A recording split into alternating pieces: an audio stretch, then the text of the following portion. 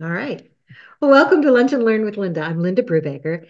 I'm a job search strategist, a coach, a former recruiter, executive recruiter, hiring manager, and HR business partner. And I've now been a dedicated job search coach for the last 7 years. I love these Lunch and Learn sessions because it's a way of giving back, of providing support for job seekers. We all know the job search is tough, and we're here to support you in any way that we can. I'm excited actually by today's topic, which is an Ask Me Anything. So excited about it that we're now going to do this on the first Wednesday of every month. Just make it an open forum. We're going to start though with the idea of anybody who's got a quick win to share. Let's start with those. Got a quick win? Raise your digital hand. Okay. James. Yeah, I just actually got off another call. I was worried about being a little late because I had a good call with the recruiter. So hopefully I doing Congratulations. well. That's a great thing. Keep us posted. Let us know how it goes. Internal or external recruiter? Internal. Okay, even better. Congratulations. Danielle.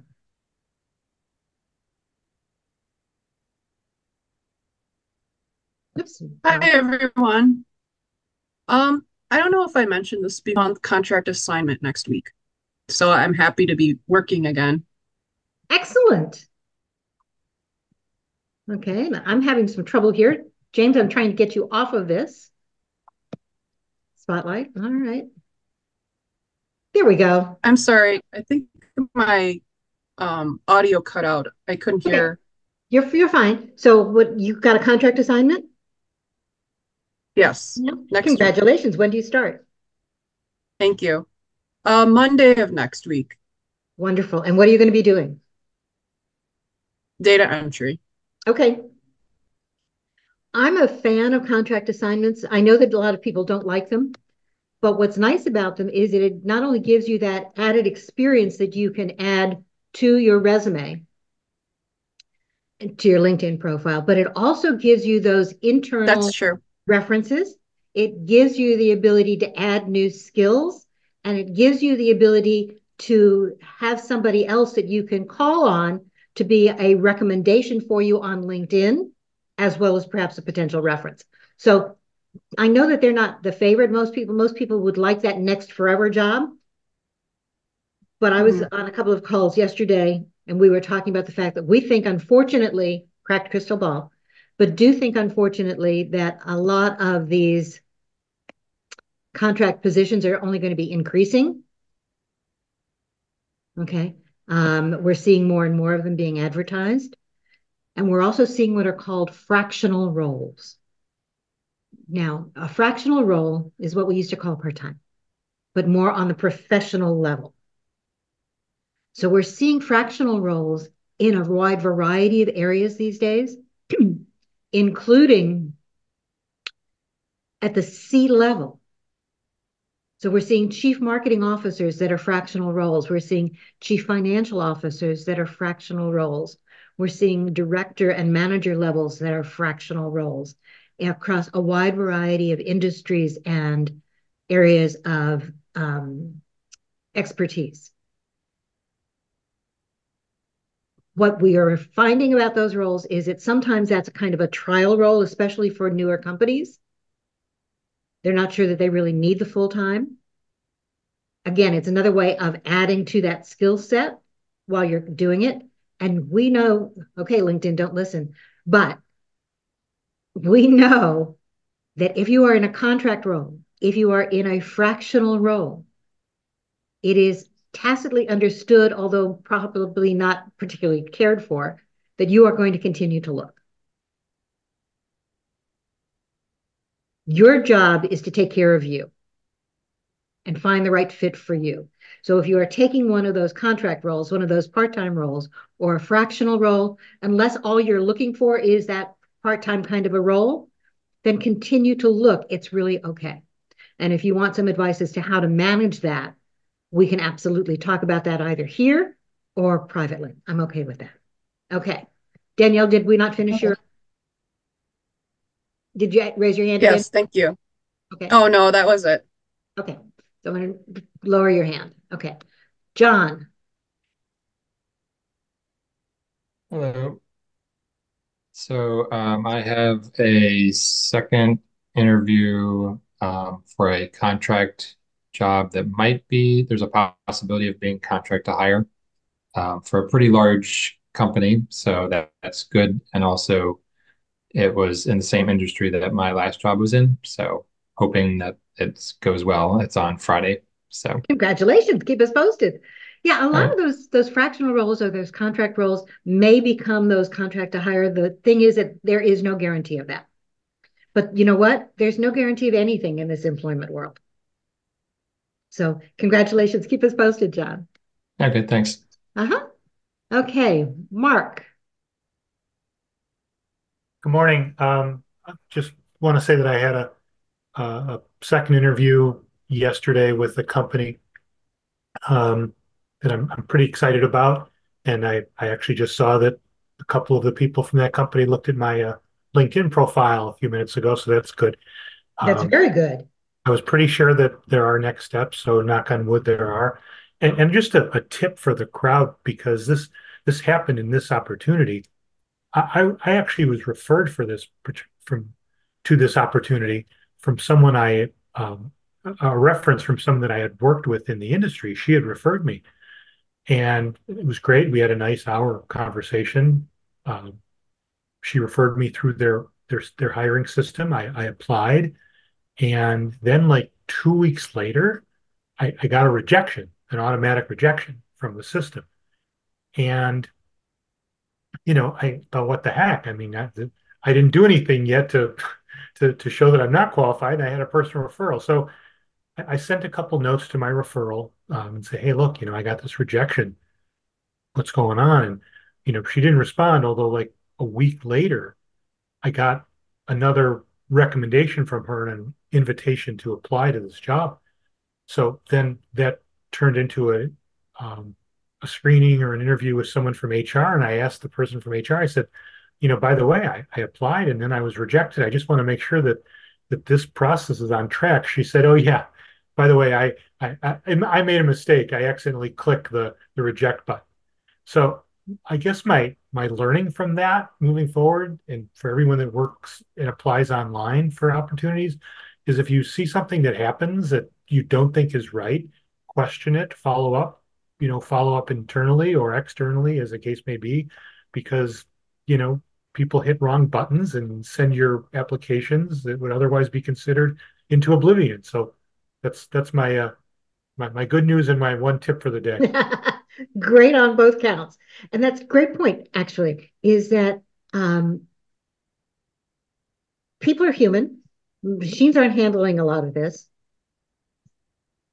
And so as a result, what we're going to find is that sometimes those mistakes happen.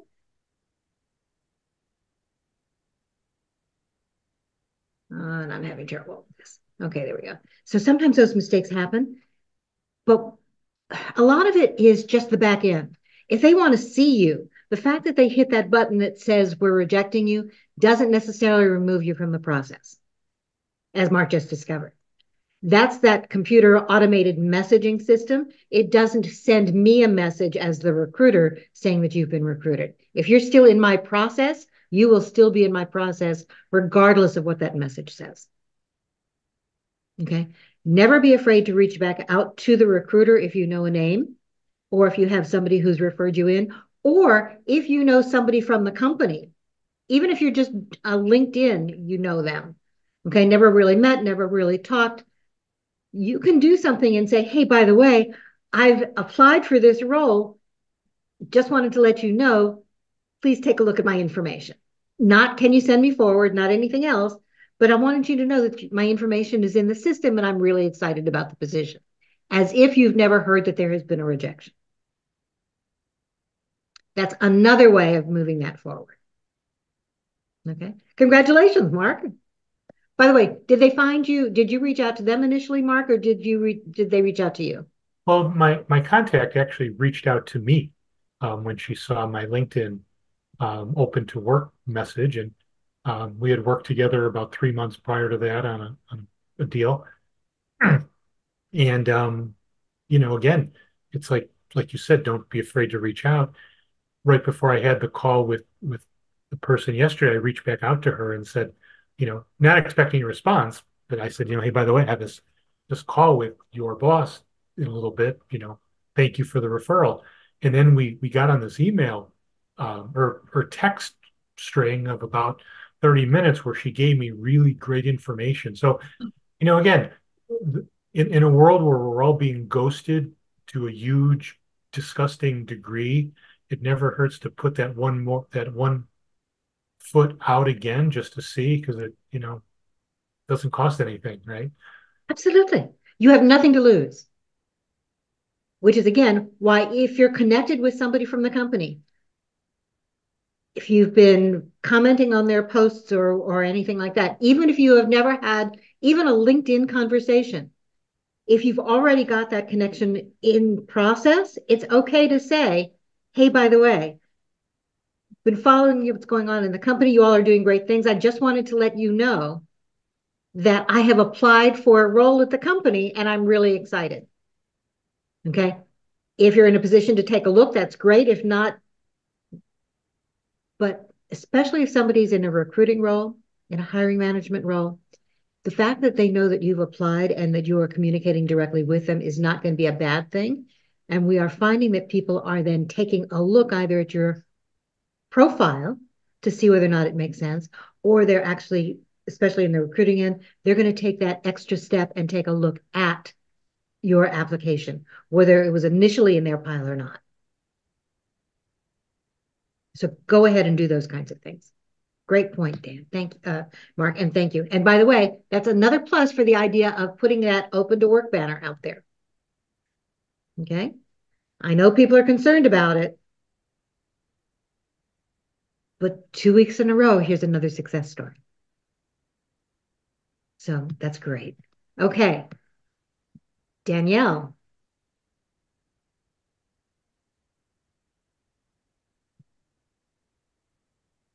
Danielle, unmute.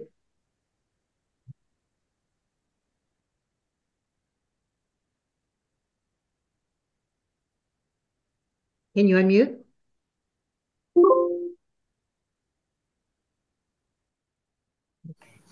Yeah, there we go. Sorry about that. Okay. So Monday, I got my start date for Monday for the import-export coordinator position. So they're sending me, like, I work Monday and Fridays from home, and then Tuesday, Wednesday, Thursdays at the office. So they're going to send me I should be getting the equipment like today or tomorrow.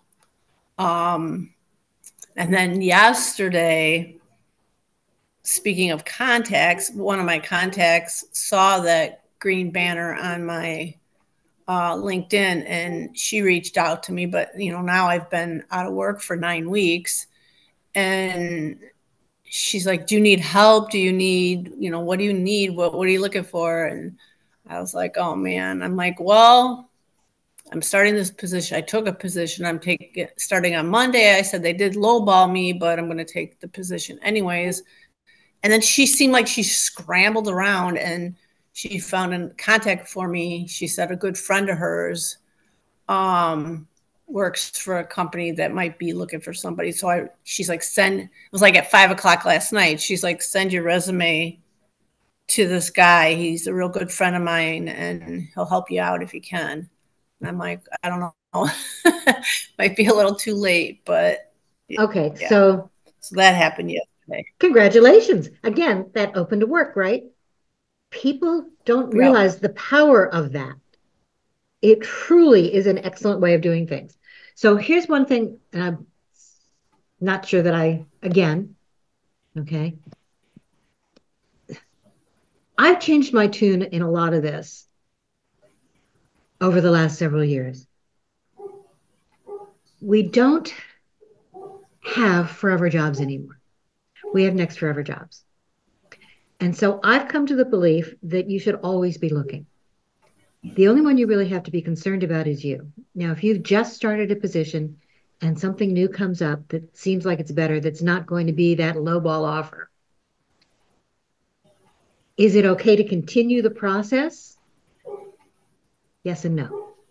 Yes, you want to have some loyalty to the company that you've just applied to, but if you've already been in process, okay, or it happens right after you've started, it's okay to continue the process and even to tell the employer that you just started with or that you've just accepted that you're going to take something different. You've already been in the process. You know, you need to owe it to yourself. Yes, you're going to burn the bridge with the person you just stiffed. Yeah. Okay. But the one you really have to be concerned about is you, because I guarantee the companies are only concerned about them. I know. And you know what? That took me a long time and a lot of hours, free hours to companies to finally realize that. And this last time that I got laid off, that was like a complete, well, both were a shock, but it was just shocking because, yeah, I gave time and, you know, my effort, and at the end of the day, 22 people got let go. So It didn't really matter. And they were all hard workers too. None of them were slackers or anything. It has nothing to do with Everybody you. was good. Right. It's the company and their decisions in terms of what they choose to afford and how they choose to structure their workforce. So I understand completely. Remember, the person you have to be most concerned about is you. Yeah. I'm just anxious. So we'll just see what happens. Understood. Good luck and keep us posted, Danielle. Thank you. I will. Okay. John. Hey, everybody. Along the lines of, well, I guess I'll start with, I had an interview yesterday, and they're going to advance me to the next level. Actually, I started with the recruiter's boss, and then now he's sending me over to the recruiter, and then I have another interview tomorrow morning. So things are starting to pick up a little bit. But along the lines of starting a job and leaving a job, so I'll tell you a little story. A long time ago, I was looking for a job and I really wanted to go work for this one company, and they were just taking too long. And I was about to get married in a month. I'm like, I gotta have a job. You know, I can't get married without a job. So I took a job with a smaller company, and 1 week later, they offered me the job, the company I wanted to go work for. So I went in really early on Monday and sat down with this guy. We'll call him Bob because that's his name. And I said, Bob, you know, here's the deal. I remember I told you I was looking for this company, and you know, I got the offer last week, and I'm going to take it. And he leans back and goes, John, I'd rather have you do it to me now than in 6 months. 1 week. He's like, you're welcome back anytime. Nice. So, yeah. So, and they became one of my customers. That's fantastic. Yes. So if it happens very early in the process, you really won't burn that bridge because they understand you were in the process of doing it at the same time, or may not burn the bridge. But that's great. Yep. And keep us posted on that interview as well. Yeah, we'll talk to you about it next week. Sounds good. Okay. Anybody else have a success? All right, then let's start asking our questions. Okay. By the way, we've got a nice full house today. So make sure that you're putting everything in the chat so that you've got all your contact information. Right now we've got 56 people on screen, which is really nice. I'm going to add my information in the chat as well so that you can contact and connect with me. Before I get going with some of this, I wanted to share a couple of quick little pieces of information. There's a program called iRelaunch. Okay. iRelaunch is kind of like, how do I phrase it? Internships for grown-ups.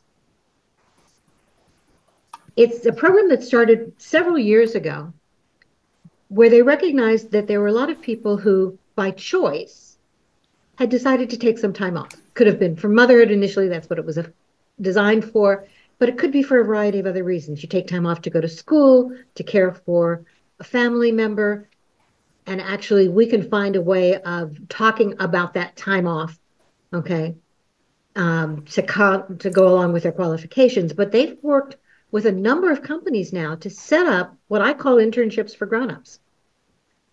They don't call them that, but the idea is that if you've been out of work, and depending upon the company, for 6 months to 2 years, depending upon what their criteria are, they have specialized programs set up to bring people back to the workforce. They are major companies. I mean, IBM does them, Motorola does them, a wide variety. Exactly, they're returnships. And I've helped several people get some. One of them at Deloitte, and she's still there after 3 years. One took one at Motorola. One took one at, shoot, I can't remember the name of that company. But Northrop Grumman. But there are a wide variety of companies, and the number of companies that are beginning to offer this is really growing. Counters that whole idea of ageism to some extent, because we know that most of the people who are taking these returnships are not in their 20s and 30s. They're not designed for people in their 20s and 30s. They're specifically designed for those of us who have a little bit of experience under our belt, who've had some time away from work and are ready to get back. What I like about these is that they are normally anywhere from 6 months to a year. Some of them could be as short as 3 months. But they are designed, they don't always work this way, but they are designed to be specialized project work along with internal training and support.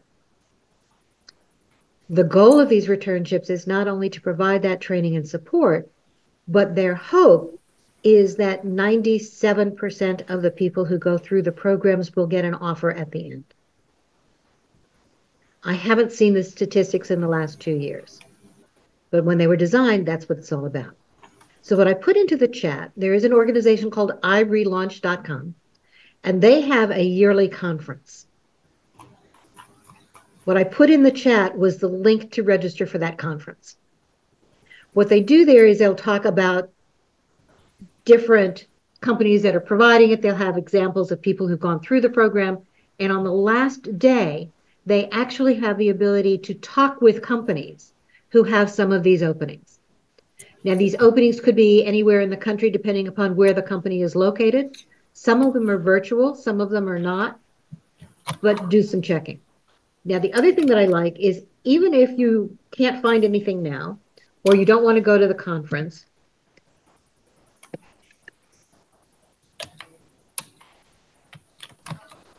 going to that site and looking at the companies that are offering these programs gives you another set of companies that you can follow and check to see what their openings are, whether it's for a relaunch program or whether it is for other openings. We know that they are supportive of people who have been out of work and coming back for whatever reason. We also know that these companies are supportive of people who are not looking for their very first job. So people who have some experience. So it's a good way of doing it. Okay. Yes, the conference used to be free. I think there is a small charge right now. Okay, it's $69. I thought it was $49. Okay. Try it and see whether or not it works, that code. I have attended the conference for the last 2 years. I get some useful information out of it. I'm trying to actually find somebody from the organization who's willing to come in and talk with us. And after the conference is finished, I think I'll have better success in trying to get a contact. So just to let you know that that's out there. So I'm going to put that out there. The other thing I'm going to add to the chat, that here's a list from their site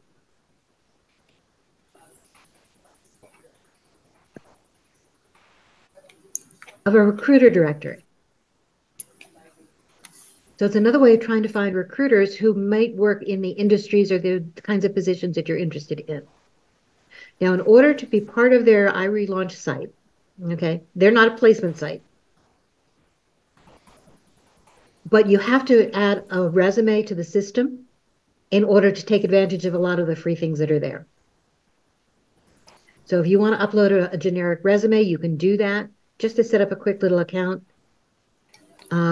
Sometimes you can set up the account by just putting in your name and email address, which is actually what I did so that I could get access to their information.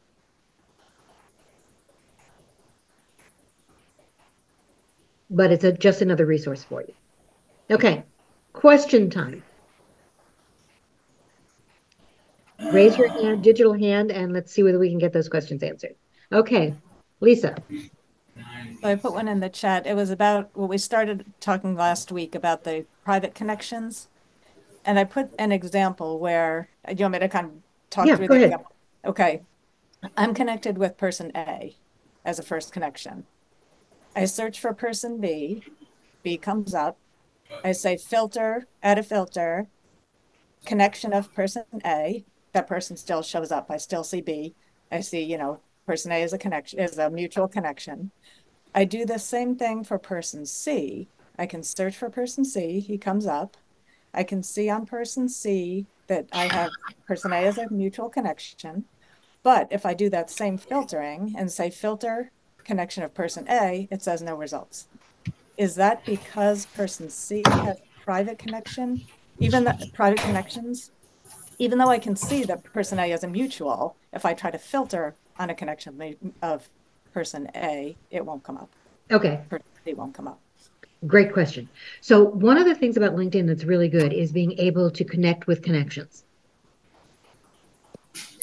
And what I'm going to do is I'm going to show you in a minute how to make sure that your connections are open to other people. Okay. We can't control what other people do, but we can only do our own.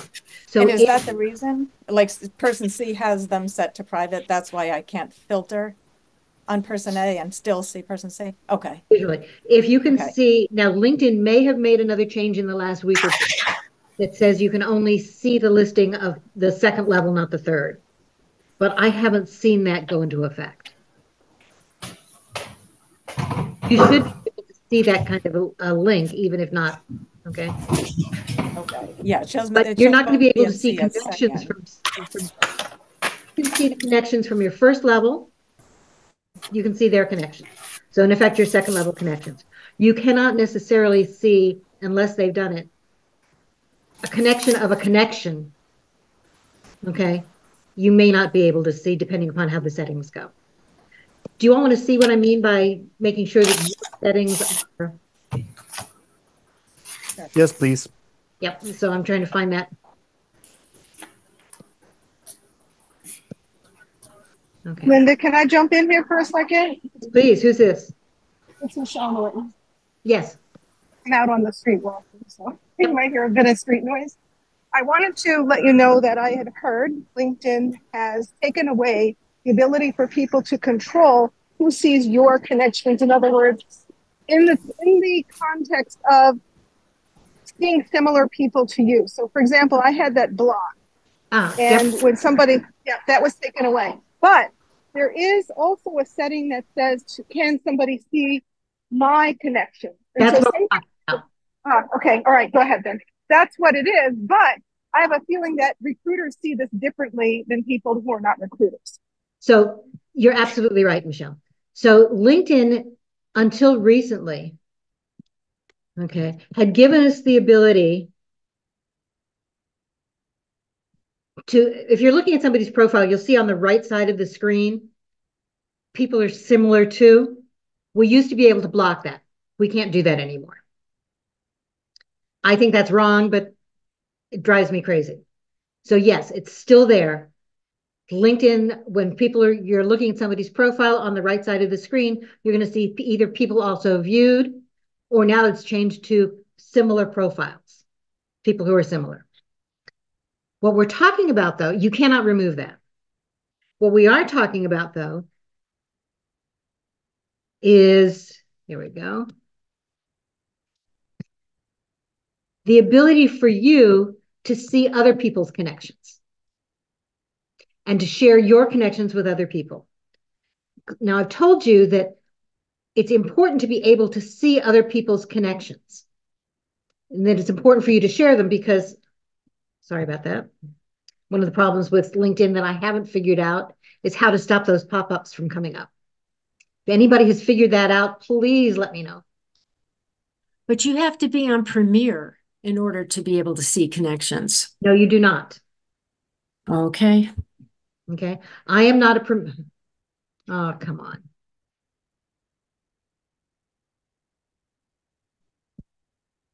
There we go. All right. So I'm going to actually go into me. settings and privacy.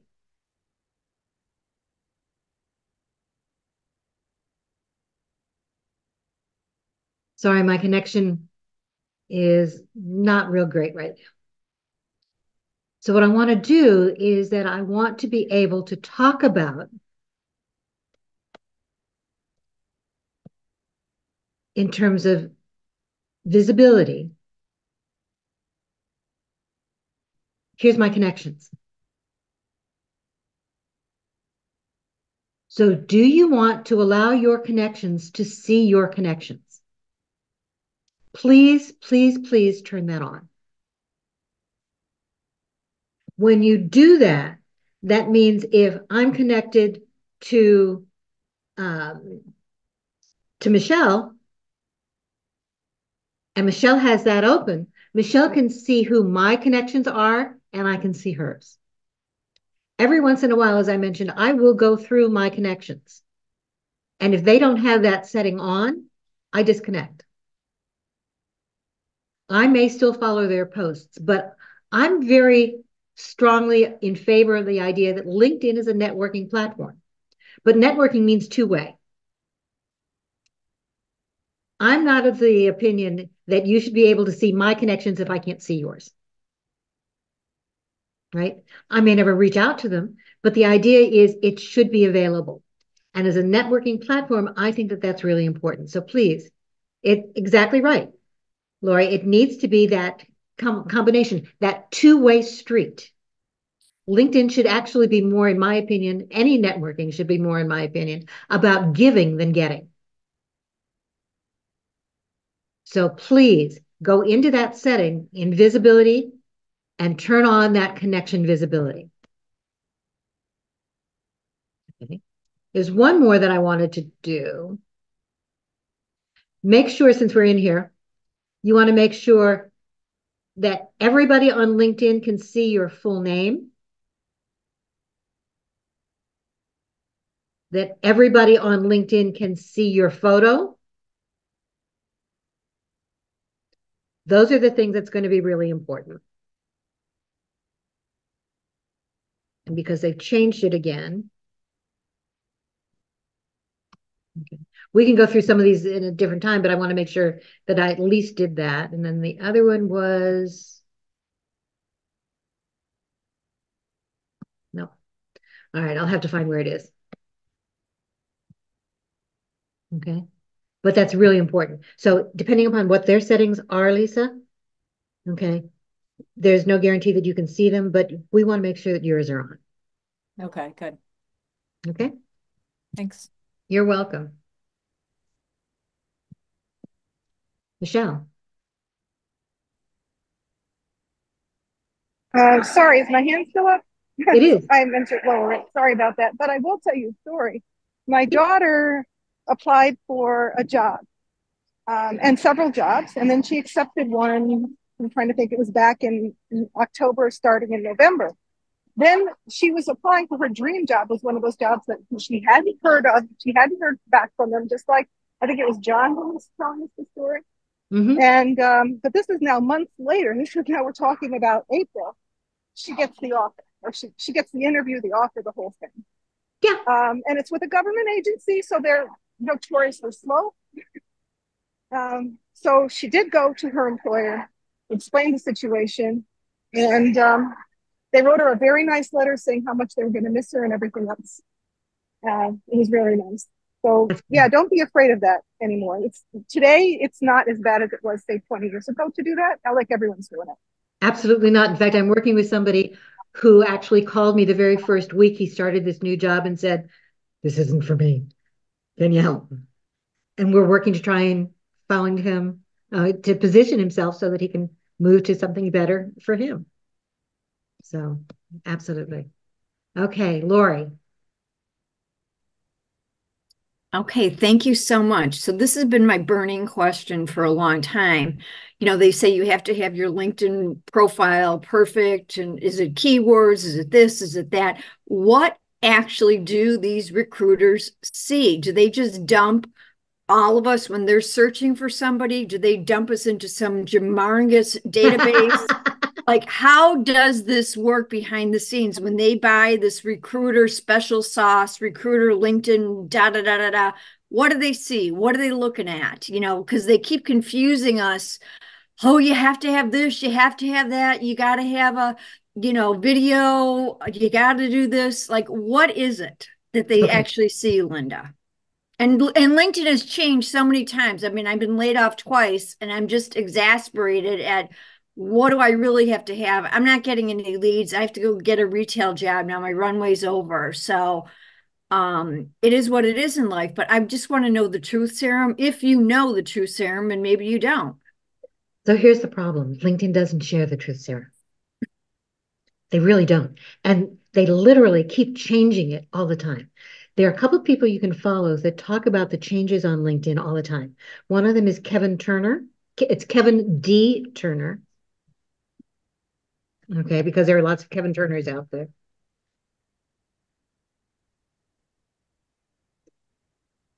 And he shares changes all the time. There are over 100 changes to LinkedIn so far since the beginning of January. Okay, so that's good. Another person, I'll add another couple of people in our private chat. Okay, or as we're going on, but Kevin D. Turner is one of the best. Jeff Young too. RIC. I think it's a Bloom. But I don't remember exactly how to spell his name. Yeah. Okay, so I'll have to check it out, but he's another one. So the secret sauce keeps changing. Now, in terms of what the recruiters look at, if they have the recruiter version, okay. First of all, there are fewer than 1/3 of all the recruiters using LinkedIn who are using that paid recruiter version. So trying to focus it just for them isn't the right way to do it. What you want to do in terms of your LinkedIn profile is make sure that it is, number one, it is complete. So you have a picture, you have that background banner, you have a headline, you've got your experience in there, you've got your activity section filled in. All of your sections need to be filled in. If you're concerned about your profile, we can absolutely take a look at it another time. Okay. And maybe we'll do a session on LinkedIn as well. The other thing is that you want to make sure that when you're putting your information out there, you're putting it out there for someone who's looking at it, not necessarily for you. So your LinkedIn profile, that experience section, right? That's going to be a snapshot. Don't give them everything. Don't fill in all the bullets. It has to complement your resume. It shouldn't be exactly the same. Your headline is incredibly important because when your name comes up in a search, I'm going to see the first 40 to 50 characters of that headline. That's whatever you put right underneath your picture. Mm-hmm. You've got about 200 and some characters to use, and I want you to use as many of them as you want to, but those first 40 to 50 characters are what's going to grab my eye. So in there, you may want to put in a job title or two that you're looking for, not past job titles, not the company you used to work for. You can put your area of expertise, and it's okay to add, as part of those extra characters, something unique about you.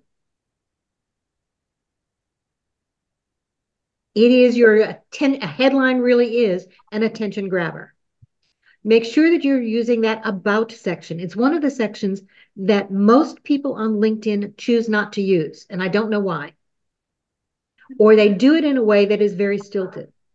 The about section is the introduction to you and your journey and your superpowers, and maybe even a little bit about what makes you tick. Okay? You can put in some personality in there. That about section is written in first person. If the rest of the profile is here's what you do, that about section is here's who you are. Those first 3 to 4 lines of that about section are, again, that attention grabber, because I may not choose to see more than that. So you really have to grab my attention. When we're talking the skills section, you can now have up to 100 different skills in your profile. They upped that a couple of months ago from 50. Do you need all 100? No, you don't. But the more you have, here's where that LinkedIn algorithm comes into play, Lori. When I am searching, whether I'm using the recruiter program or whether I'm just doing a generalized search, I am in effect doing a Boolean search, and I'm doing it on drop-down terms from LinkedIn. So make sure that the terms that you are putting into your skills section are the ones you most want to be found for now. It's not, again, everything you've ever done. If you don't want to do something word perfect, right, that I saw in somebody's profile earlier in the week, I don't even know whether word perfect still exists. Okay, for those of you who know. But that shouldn't be in there because you're not going to want to do it any longer. Companies aren't using it. So make sure you're using that real estate as a way of talking about what you really want to be found for. By the same token, in that skills section, on your profile, I'm only going to see the first two. So reorder those skills to make sure that the two you most want to be found for are the ones that show up on your page. Now, LinkedIn algorithms can find them regardless of where they are. The quick question about these skills is, one recruiter said, take them all out of where you put them in under your job and just lump them all in at the bottom. Is that true? That's one of those areas that's still in discussion. Nobody knows. Okay. That's one of these LinkedIn algorithms that nobody knows the secret sauce. So here's the only reason for the LinkedIn algorithm will find them in the skills section. Okay, they absolutely will find them in the skills section. Human eye, even if I click see all, I'm probably only going to take a look at the first 10. But the algorithm will find however many you have in there, as long as they are part of the LinkedIn drop-down boxes. Gotcha. Okay, but you want to make sure that the first 2 are the ones you most want to be found for, and then the next 8 are the ones, again, that you most want to be found for. Now, the reason for putting them in underneath the jobs would be because if I have LinkedIn paid version of the recruiter version, I can say I want somebody who has X number of years of this skill. The way the algorithm determines that you have X number of years is that you have added it to the jobs and the algorithm adds them up. So that's the only reason for doing that. Okay. If you are adding them to the jobs, please don't add the entire list of 100. Be selective, because otherwise it gets so messed up on your profile that it's hard to read. And LinkedIn, thankfully, has started now saying under the job, you've got skill this, and this plus X number additional, because I'm not going to take a look. It looks like a mess. It does look like a mess. So if you want to do it, add the top 5 that you most want to be found for under the jobs, and I would probably stop there. Okay. Does that help?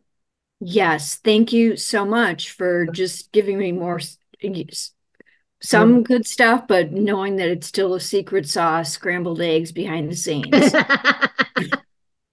Yeah, they don't want to share how that sauce is made. Yeah. Okay, thank you. Thanks, Linda. You're welcome. Nick, you're next. Okay, question. Pros and cons of W-2 versus a 1099 from a recruiting firm. And the second part of that is, generally, what should you be looking at if they present you both numbers of a W-2 and a 1099? How much of a percentage-wise? I mean, you have to account for your Social Security, this, that, or whatever. Is it 10%, 12%, the delta between the two? So. All righty. So when you say, first of all, that first part, from a recruiting firm? Yes. Explain what that means. A consulting firm, it's a third party. The company that I'm probably going to have something with, they go to this firm and they say, go hire this guy. And they say, okay, they'll put them either on their books as a W-2 and do all the paperwork, or they'll say, hey, just do a 1099 because they don't want to do the work. But, there's that VIG there. I mean, what's that delta? I mean, unless it's something, if the margin is minimal, it's not worth my time to be a 1099. But if it's, I'll say, a third more pay, and maybe I may want to entertain that idea doing my own 1099. But of course, I know my first question, one of the cons is you're not eligible for unemployment once you go on 1099. So I don't know any other pros and cons. So there are several pros and cons.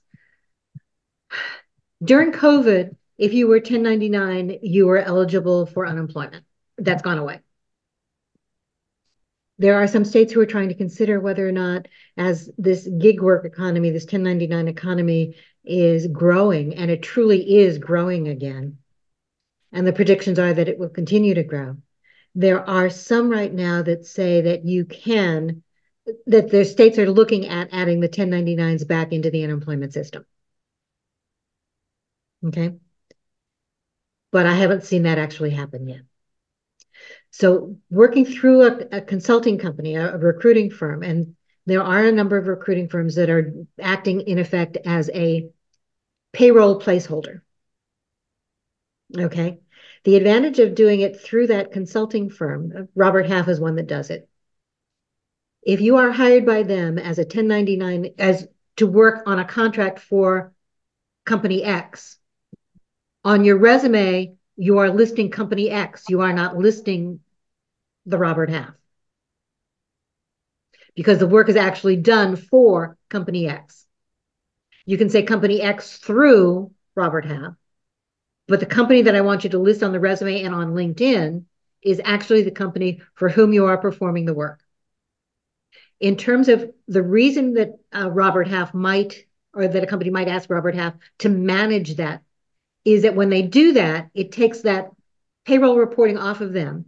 It gives them the ability to, if they choose to, set it up so that you can have access to some benefits. Okay.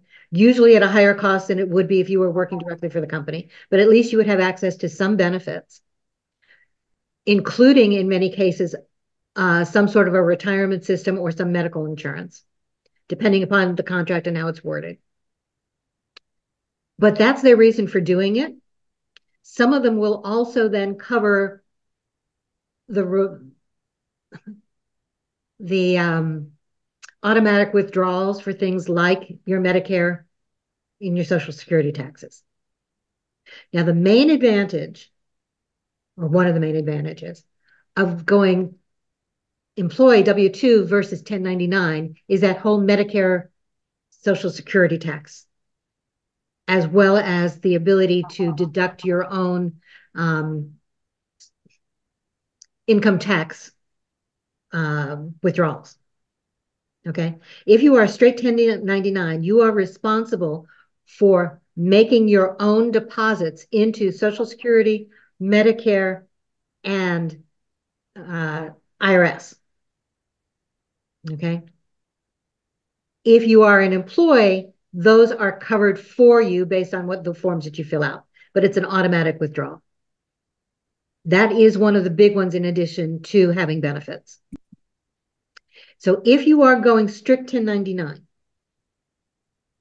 you are responsible for both halves of Medicare and Social Security, which adds another 7.65%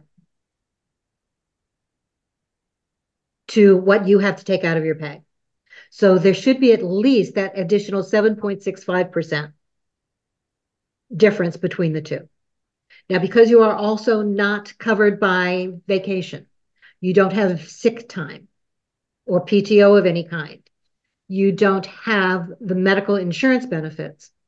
Many times we're thinking that there should be a larger bump between what you're getting as a 1099 employee and what you would be getting as an employee. From an HR perspective, we tend to think that there is about a 27 to 30% of your salary is covered by those extras. Now, are you going to get that added 27 to 30% bump if you're going to 1099? You're not. But just so you know that that's what we figure in on a normal basis in terms of what that total salary package is, okay, from the back end. We're not adding it into your salary, but we know in terms of the budget that needs to be there. That said, it is not unusual for you to get a bump of anywhere from 10 to hopefully 20% over and above what you would be getting. Now, here's where the problem comes in. Should that be a contract to hire, as John was talking about, they're not going to hire you in at that extra 20% bump. So if they are looking at that contract to hire, in all likelihood, it will be a straight 1-to-1. So there will not be an added bump for going contract. Got it. I was speaking with my accountant, and he was like, he said, stay away from 1099. The IRS is cracking down. People misuse that status of 1099 where everybody says, oh, you can deduct this, deduct this, deduct this. And the thing is, 1090, they're very specific. 1099, you don't have access to any company tools. You don't have any set hours. It's just a job, say like a landscaper. He's going to come whenever he wants. He's going to cut your grass. He's going to leave, and you get paid for it. Anything other than that, that's a misuse of 1099 as far as Uncle Sam is concerned. Yes, however. So that's why he said stay away from that. The difference is it's not you who's going to get dinged. It's the company. The company who hires the 1099 is misusing that status. If you are listed as a 1099 employee, you will not get that IRS ding. Oh. Okay. All right. So that's not the issue. Okay. The issue may be from a standpoint of what are you deducting? And that's something different. Okay. Even working for myself, I don't deduct my home office stuff.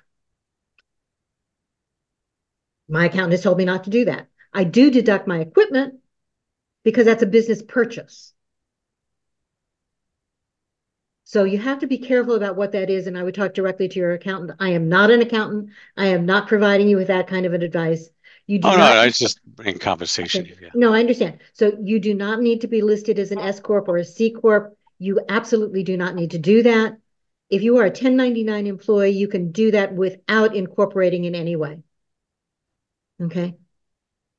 And if you do have, let's say, your own corporation on the side, can they, on a 1099, pay that corporation and then tell your corporation to say, because I have one that's a little dormant. I don't have it, but I used to use a payroll company which still files quarterly taxes of zero. I mean, yep. Of income.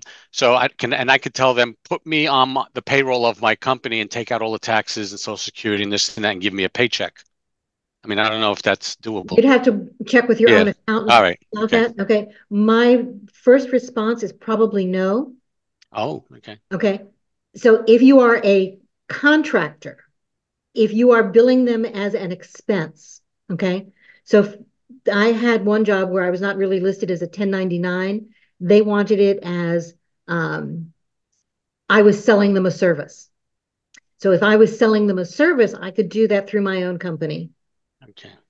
But if I was listed as a contract employee from them, then it was 1099 and it could not go through an outside firm.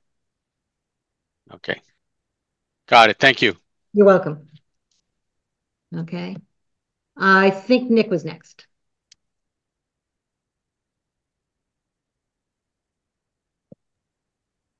No, I already spoke. Is there another Nick? Oh, sorry, you were in the background there. I apologize. All right.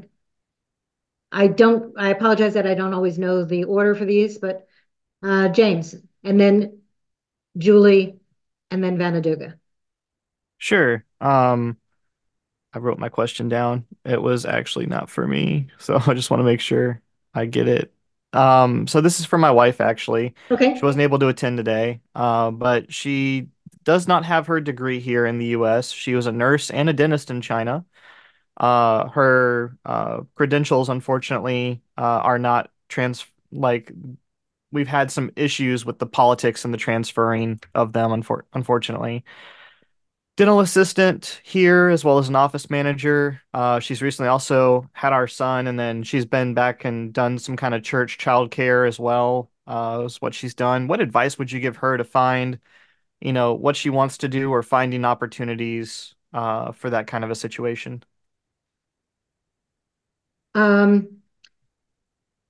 So I would say that she can talk to me directly and I have to try and figure that one out. But there are ways of trying to see whether or not her credentials can be transferred. She may need to take a couple of classes or two. Does she have a US work permit? She's on her green card, so I think she's good. Yeah. So I would start worrying not so much about what the degree is or that unless she wants to go back into actual dentistry. No, I don't think so. Okay. So she may need to do a quick little refresher course just to get some current credential.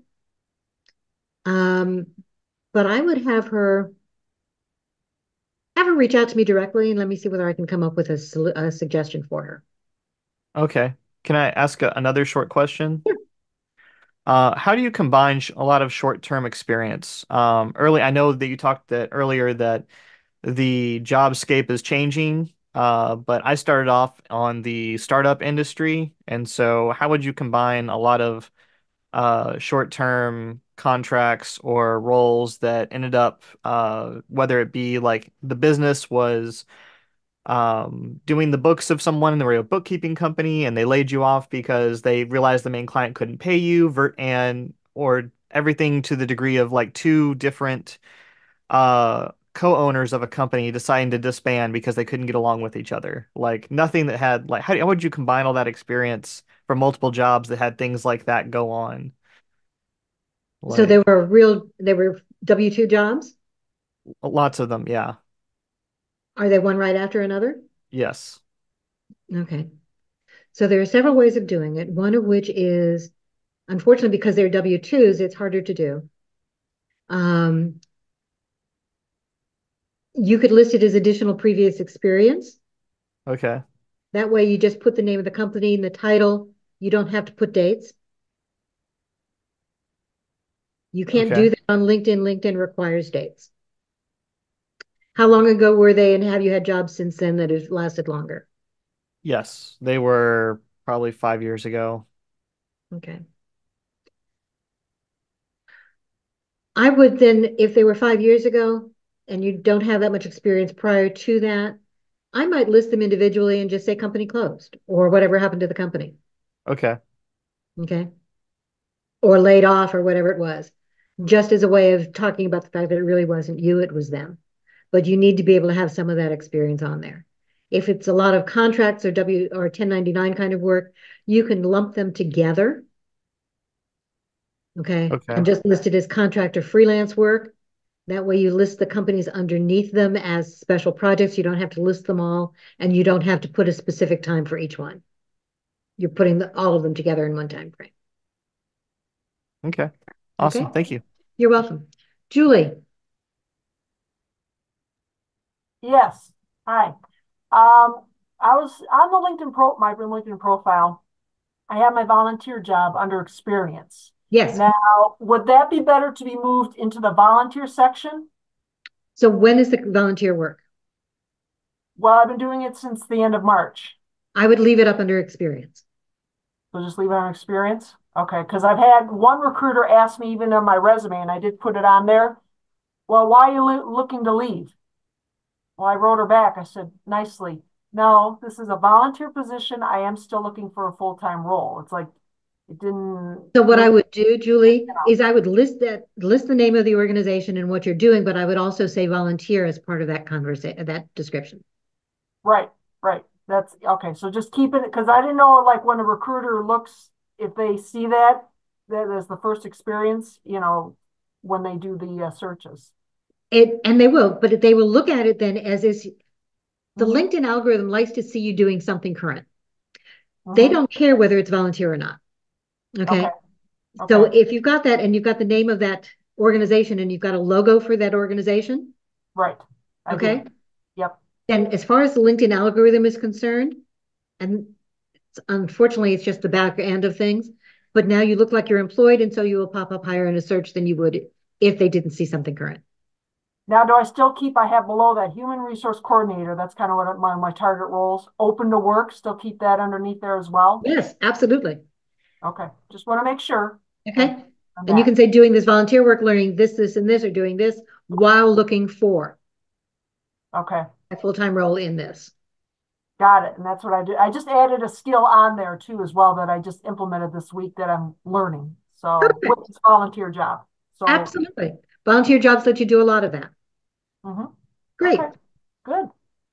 Cool. Great. Thanks. You're welcome. Durga. And I apologize if I'm mispronouncing your name. Hi, Linda. Hi, everyone. You are perfectly right. I'm Vanadurga. As per Julie's question, I'm also a little related to that. I just want to have a quick question, quick clarification on volunteering. I'm volunteering for the coaching season on LLC.com. It has its logo, and I started it last year, May. So, how many months I can last it? Like I can keep it because I'm looking for a full-time recruiting coordinator, so sourcer roles. So what is your suggestion? How many months or years I can? Because unless I get a full-time job, I cannot remove that, right? So. Well, you can remove it anytime you want to. We can add an extra company up there that says, in effect, looking for a job, looking for work in this area. And there are a number of them out there on LinkedIn that you can find. Oh, okay. And I think I put a list of some of them in the private group at one point. Okay. On LinkedIn. I think for the job, so and so area. That's it, right? Okay.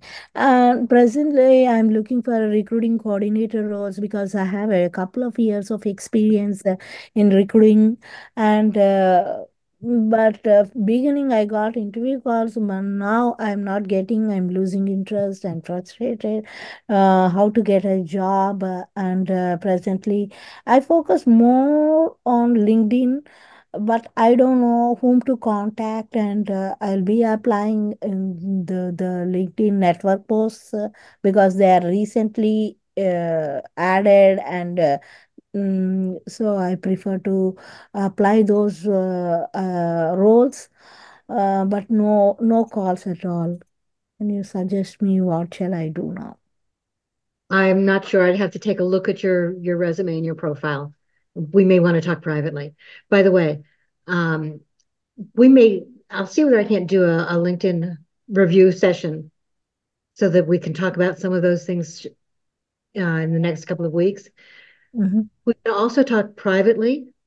I do lunch and learns as my way of giving back, but I also work with clients one-on-one. That's my business. So if you're looking at individualized coaching in any of these areas, resume, LinkedIn profile, job search, interview prep, I'm happy to work with you individually. And I did put that in the chat as well as a link to both my profile so that you can connect with me, a link to set up a quick 20-minute chat, see whether or not working together makes sense, as well as the link to the private group. In the meanwhile, I just want to have is I'm doing a writing, looking towards a LinkedIn and spending so many hours for the job search. Do you suggest any other sites to apply for recruiting, entry-level recruiting roles, or any sites like not Indeed? Because I tried all those, I can get only the outdated roles. And so I stopped it. Indeed, Dice, Monster, all that stuff. Okay.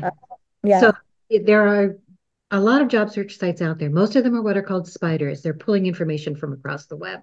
So you're going to see some of the same postings in a lot of places. You honestly only need LinkedIn and Indeed, but don't post your resume in either place. You take control, you do the searching, and you can search by when that job was posted in addition to other things so that you're not seeing the same jobs over and over and over again. Okay. So how can I identify the job posted means they say 1 day ago, but I can see the same post 4 days ago. And that could be. It depends on where the job was posted, and again, where that spider is pulling it up from. Oh, okay. In doubt, by the way, Go directly to the company's website always to apply, regardless of where you're finding the posting. Do not apply directly from LinkedIn. Do not apply directly from Quick Easy Apply on LinkedIn or Indeed. Go directly to the company's website, find that job, and then apply there. It gets the recruiter faster. You'll also know whether or not it is really a viable job. Oh, okay. Okay? Thank you. You're welcome. Watch out for scammers too. There's a lot of them out here. Absolutely. That's the other reason for going to the site. Yeah, thank you. Okay. Diana. Hi, Linda. Oh, am I in? You're on. Okay. Sorry about that. So I took a sabbatical after my last position, which was last June. And I'm wondering about putting that on my LinkedIn profile. Like I technically started searching again. My sabbatical like ended October. So I started looking in October and through current. What do you make of maybe putting that on my profile, on the LinkedIn profile, and also maybe resume? So when you say sabbatical, what was it for?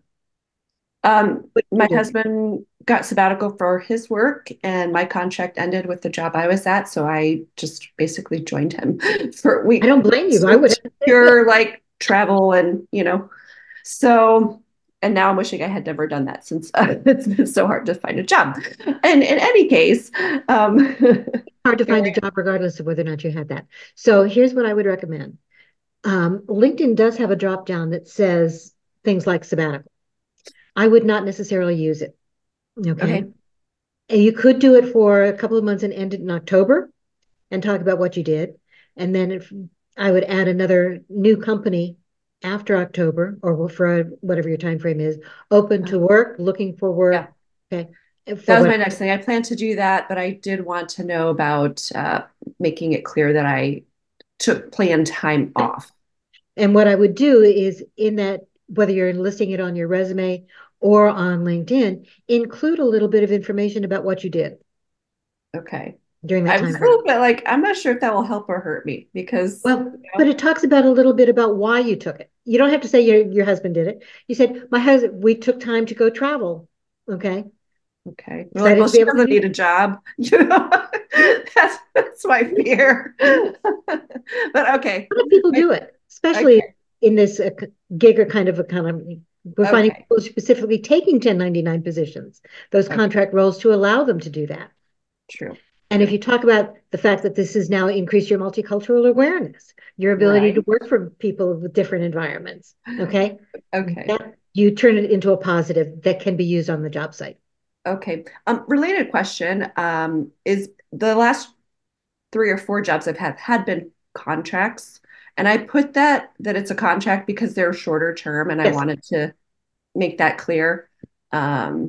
So yeah, I guess, okay. That's absolutely. In fact, you can do both on LinkedIn and on your resume. If you've got 2 or 3 contracts, say in a row, list the company as freelance or contract or whoever the contracting, okay? And then it gives you the ability to list additional positions within that role. Okay. Okay. So that you can list them that way, so that it's clear that you were doing a variety of different things. So like freelance and then the company's name and what I did or whatever. Okay. Yes. Okay. Okay. Awesome. Or the company name and freelance, depending upon how you want to phrase it. But yes. Okay. Great. Thank you. You're very welcome. Okay. We've run over a little bit. That's okay. I'm happy to have had some of these questions. Any other questions that we want to ask today? If not, we can put some of them in the chat as well. And if we didn't answer them today, I will make sure that I get to them in the chat.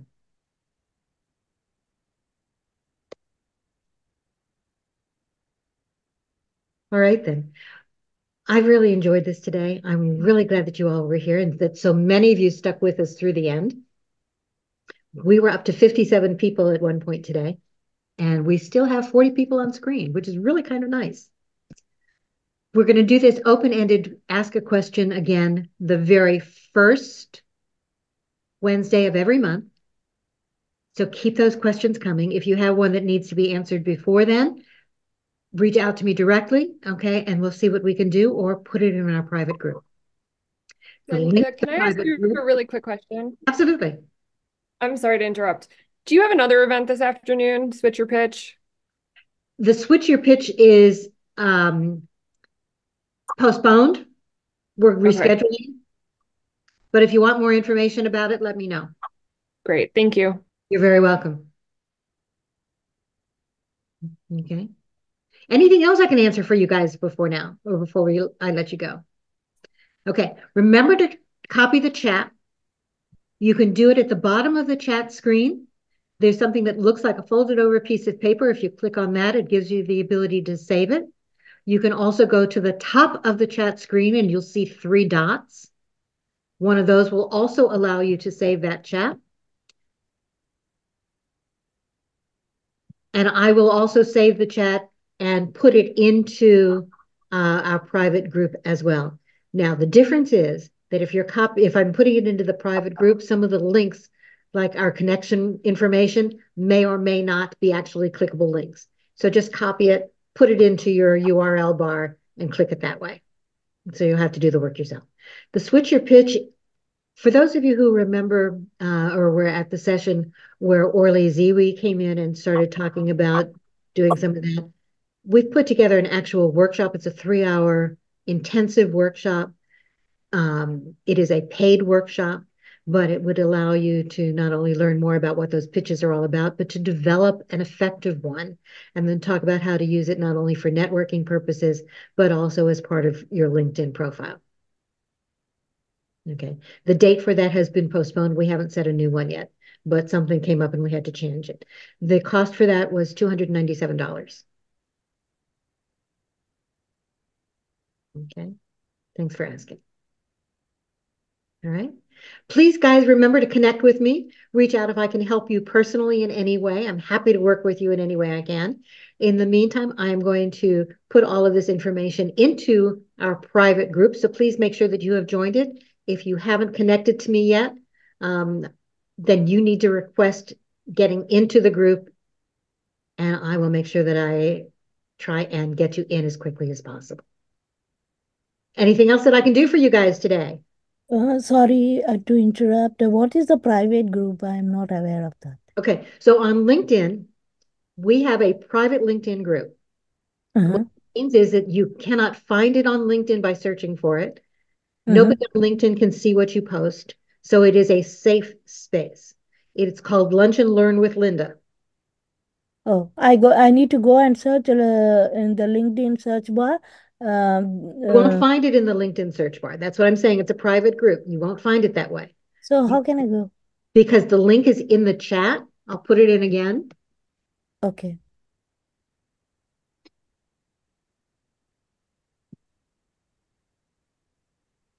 So you have to request access.